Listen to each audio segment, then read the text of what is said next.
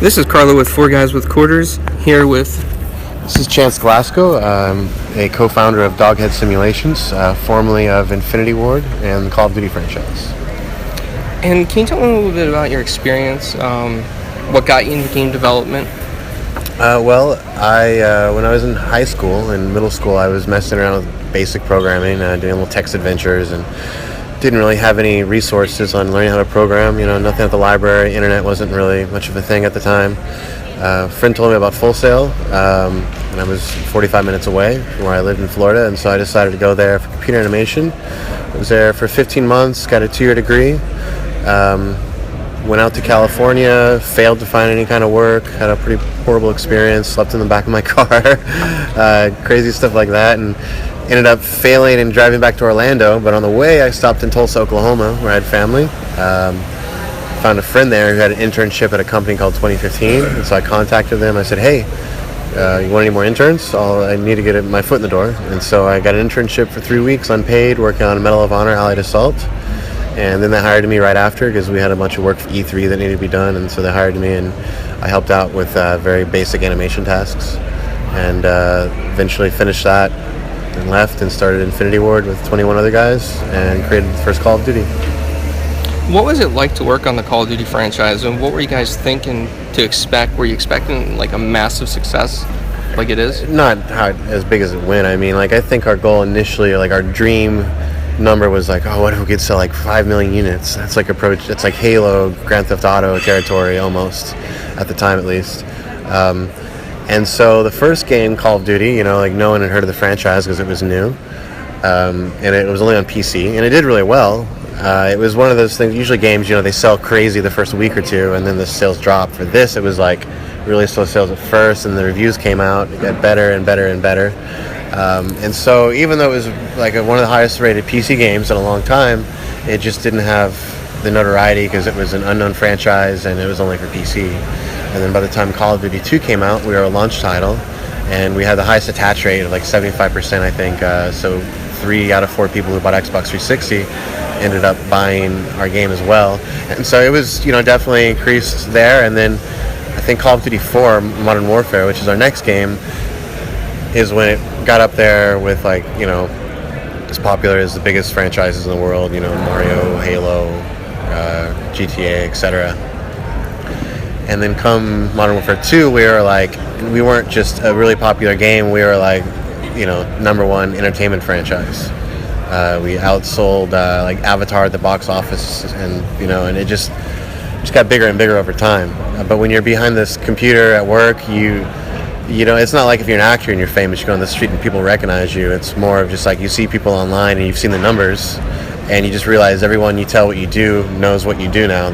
Call of Duty, I play Call of Duty, So it's kind of a slow build, I guess, as far as it getting as big as it became. It wasn't something we knew would be that huge.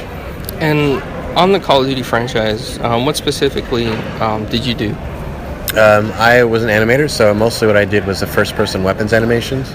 So I'd end up renting a bunch of the weapons, going out, firing them, using them, understanding their quirks, the weight, the recoil, and then coming back and trying to translate that into a game experience. So, weapon reloads, pulling them out, stuff with your hands, anything first-person. Yeah.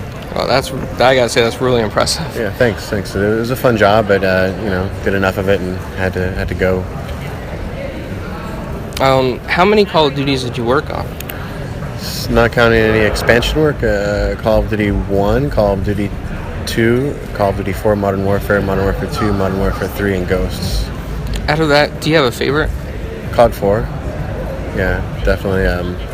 That's the only game that after we released it, I spent weeks of gameplay time still playing.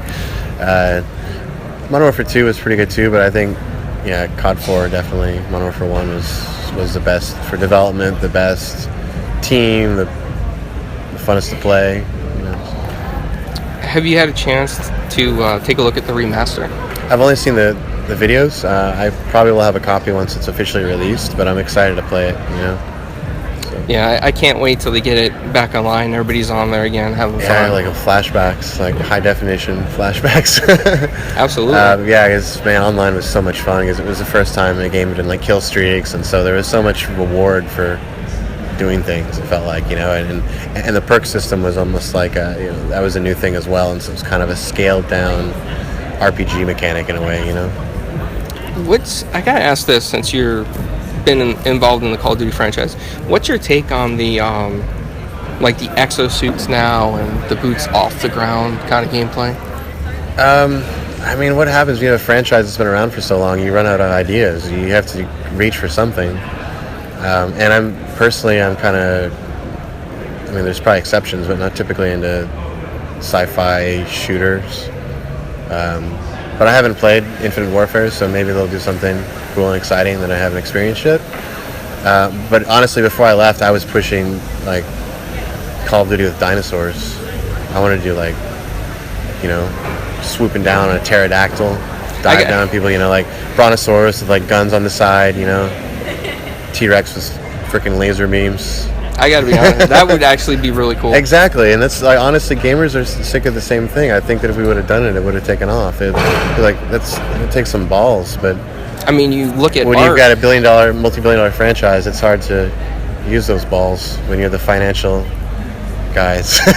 I gotta agree with you, because you look at Ark and you see that kind of thing with the dinosaurs and the fighting and the tribe thing. So I think in a type of combat like Call of Duty, it would have been successful. Been crazy, yeah, it would have been cool, and hopefully someone will do it and do it right. What are you working on right now? Right now I've got a new company. It's a few months old. It's Doghead Simulations. We're doing virtual reality, teleconferencing, and collaboration. So, you know, you've probably used the traditional conference call, Cisco or whatever. You know, dial a number, put in a PIN code. You're like, who's that? Is that Bob? Is that Jim? I don't know who that is. Someone's on mute. There's a dog barking in the background. You're on your phone playing Angry Birds while you're supposed to be in a meeting. This hasn't really evolved over time. So with our software Roomie, you go into virtual reality and you have your business meetings or your project meetings inside of virtual reality, which first off is great because you're not distracted by the outside world because you're, you know, completely surrounded by your environment. But with the power of, you know, VR, you can do things you can't do in a traditional meeting. Like, for instance, if we were talking about a character model I was working on, we couldn't just have him pop up here in front of us. You can do that in VR. And it's all networked, so we have all of our meetings in VR. I live in Sao Paulo, Brazil. We have 3 guys in the Chicago area, someone in Atlanta area, a couple in Orlando, a couple in Seattle, and we all do our meetings inside of VR now, using our own software. And other things you could do, for instance, let's say you missed a company meeting. Since you have all that data, the rotation data of the characters, translation, the audio, everything, you can just go back in that meeting and experience it as if you were there. You know? Support different file formats, like for architects, you work in AutoCAD, bring in a house, you know, architect can walk through a house with a client that's in a different country, you know. So I'm sure you can use your imagination to figure out where this could go. But the idea is to basically save companies, you know, thousands of dollars or more on travel expenses. Yeah, that sounds really cool. It's a bit far from Call of Duty, but it's the future, though. Yeah, that's exactly. Have you had a chance to work with outside just a regular VR? Have you had a chance to work with like the HoloLens or augmented reality? I've only used the HoloLens once. You know, I imagine AR will be something we'd support as well. I mean, right now we're using the Vive for our main platform, but we're also supporting the Oculus desktop mode, mobile desktop mode, and mobile VR mode. Daydream, you know, when that comes out. Supporting as many platforms as we can so that, let's say, your person you're working with doesn't have, you know, something in VR, they can still pop in on desktop and still experience the meeting. How do you feel about the future of virtual reality? Do you think that it's going to expand successfully into gaming as well as like the business world?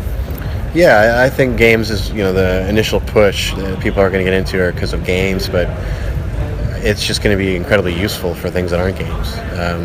And it's funny because I talk to a lot of people who haven't really used VR or good VR, and they think of VR as like this, oh, it's a game thing. It's not. It's like saying that VR is like just a different kind of game thing is like saying that theater is just a different kind of book, or that radio is a different kind of movie or something. It's its own medium. And so there's a lot of challenges in developing for a new medium we haven't had before. So Yeah, it sounds really awesome. And just before we end the interview, can you just say who you are again and your experience?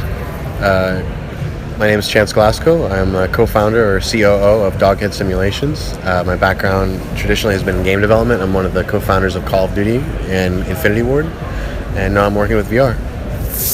All right, thank you.